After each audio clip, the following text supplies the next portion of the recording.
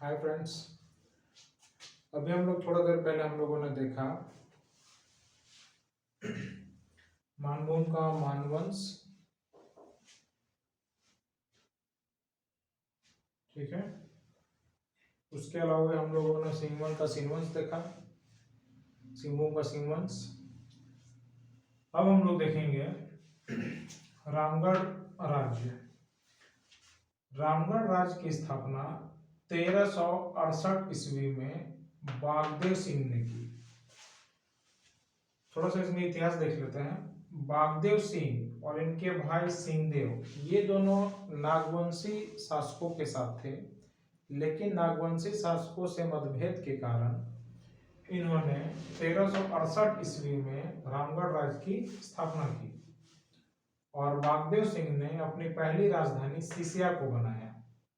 ठीक है, इसके बाद हेमंत सिंह 1604 से 1661 ईस्वी, इन्होंने उर्दा से बदलकर बादम को राजधानी बनाया, बादम। ठीक है, इसके बाद दलेल सिंह ने बादम से बदलकर रामगढ़ को अपनी राजधानी बनाया। कब बनाया? 1670 ईस्वी में। 1670 ईस्वी में ये क्वेश्चन आता है कि रामगढ़ को राजधानी किसने बनाया, तो आंसर होगा दलेल सिंह। इसके बाद सिंहदेव के वंशज तेज सिंह, जिन्होंने रामगढ़ राज्य की दूसरी शाखा की शुरुआत की, सिंहदेव के वंशज तेज सिंह ने 1772 ईस्वी में इचाक को राजधानी बनाया। रामगढ़ राज्य की राजधानी किसे बनाया? इचाक को। किसने? तेज सिंह ने। ठीक है, इसके बाद रामगढ़ राज्य के राजकुल की तीसरी शाखा के प्रथम शासक ब्रह्मदेव नारायण सिंह ने पदमा को राजधानी बनाया। तीसरी, जैसे मैं बोल रहा हूं, पहली शाखा की शुरुआत की बागदेव सिंह ने, दूसरी शाखा की शुरुआत की तेज सिंह ने, और तीसरी शाखा की शुरुआत की ब्रह्मदेव नारायण सिंह ने। ठीक है, इस तरह हम लोग देखते हैं कि रामगढ़ राज्य की राजधानी अलग अलग समय में अलग अलग हुआ करती थी, जिसको हम लोग शॉर्ट में यहाँ पे एक सीक्वेंस में देख लेते हैं। सीसिया पहली राजधानी थी जिसे बागदेव सिंह ने बनाया था। उसके बाद उर्दा राजधानी बनाया। उसके बाद उर्दा से बादम को राजधानी किसने बनाया? हेमंत सिंह ने। उसके बाद बादम से रामगढ़ को राजधानी किसने बनाया? दलेल सिंह ने। रामगढ़ से इचाक को राजधानी किसने बनाया? तेज सिंह ने। और इचाक से पदमा को राजधानी बनाया ब्रह्मदेव नारायण सिंह ने। इस तरह हम लोगों ने देखा सीसिया रामगढ़ राज्य की पहली राजधानी थी और पदमा अंतिम राजधानी थी। अक्सर क्वेश्चन आता है रामगढ़ राज्य क्वेश्चन इसके राजधानी को लेकर कि किस राजधानी को किसने बनाया, सीसिया को और बागदेव सिंह ने। इसी तरह अलग अलग हम लोग देख रहे हैं।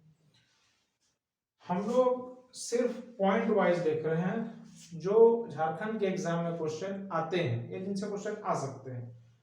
मैंने पहले ही बताया कि अलग अलग बुक में अलग अलग चीज और काफी लंबे चौड़े कहानी वगैरह तैयार रहते हैं, बट पॉइंट वाइज इतने ही इंपॉर्टेंट पॉइंट निकलते हैं रामगढ़ राज्य से। और एक इसमें इंपॉर्टेंट पॉइंट क्या है कि रामगढ़ राज्य का अस्तित्व 26 जनवरी 1955 को समाप्त हो गया। कैसे समाप्त हुआ? तो बिहार राज्य के भूमि सुधार अधिनियम की धारा 3 के तहत रामगढ़ राज्य का अस्तित्व समाप्त हो गया 26 जनवरी 1955। ठीक है, इसके बाद हम लोग देखते हैं खड़गडिहा राज्य। खड़गडिहा राज्य जो है ये रामगढ़ राज्य के उत्तर पूर्व में अवस्थित था और ये मेनली हजारीबाग का क्षेत्र हुआ करता था। खड़गडिहा राज्य की स्थापना कब हुई? 15वीं सदी में। और इनके संस्थापक कौन थे? हंसराज देव, जो कि दक्षिण भारतीय थे। इन्होंने वंदावत जाति के शासक को हराकर हजारीबाग के 90 किलोमीटर में फैले क्षेत्र पर अधिकार किया और उस क्षेत्र का नाम क्या रखा गया? खड़गडिहा राज्य। हजारीबाग के 90 किलोमीटर फैले क्षेत्र को खरगडिहा राज्य के शासकों ने उत्तरी बिहार के ब्राह्मण जमींदार परिवार से वैवाहिक संबंध स्थापित किए। हमें खरगडिहा राज्य के बारे में ज्यादा जानकारी नहीं मिलती है। जो इम्पोर्टेंट पॉइंट ये निकलते हैं कि इसकी स्थापना किसने की, बस ये इसमें इम्पोर्टेंट पॉइंट है। तो हंसराज देव ने खरगडिहा राज्य की स्थापना की।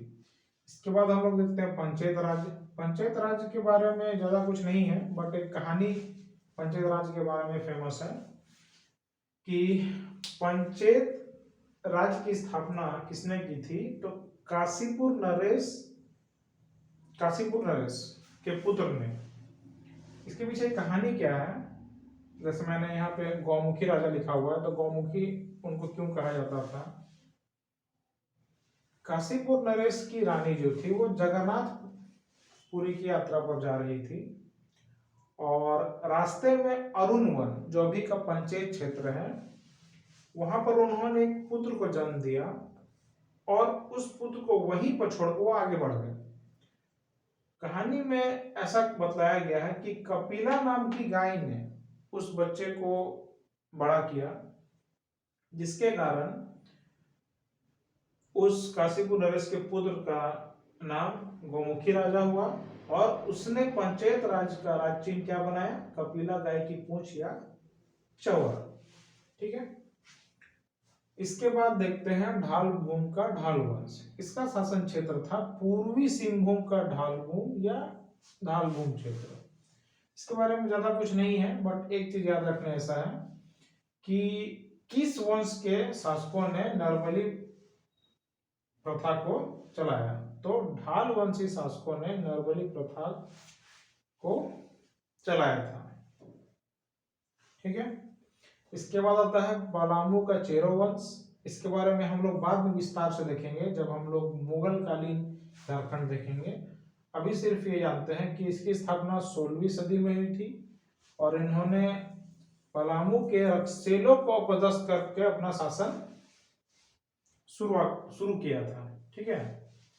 तो ये हम लोगों ने आज खत्म किया इंट्रो के रूप में झारखंड के क्षेत्रीय राजवंश, जिसमें हम लोगों ने शुरू में देखा झारखंड में मुंडा राज, उसके बाद देखा छोटा नागपुर खास का नागवंश, उसके बाद देखा पलामू के रक्सेल वंश, उसके बाद सिंहभूम के सिंह वंश, मानभूम के मान वंश, उसके बाद रामगढ़ राज्य, खरगडिहा राज्य। ये सब कुछ छोटे छोटे क्षेत्र थे जिन्होंने अलग अलग समय में झारखंड प्रदेश में शासन किया था। इसमें हम लोग विस्तार में देखेंगे पलामू के चेरो वंश को और छोटा नागपुर खास के नागवंश को मुगल कालीन शासक के संदर्भ में। उनके समकालीन शासक कौन कौन थे, तो ये हम लोग उसके नेक्स्ट क्लास में देखेंगे। तो अभी के लिए इतना ही। जो मेन पॉइंट थे क्षेत्रीय राजवंश के बारे में वो मैंने आप लोगों को 2-3 क्लास में बतला दिया।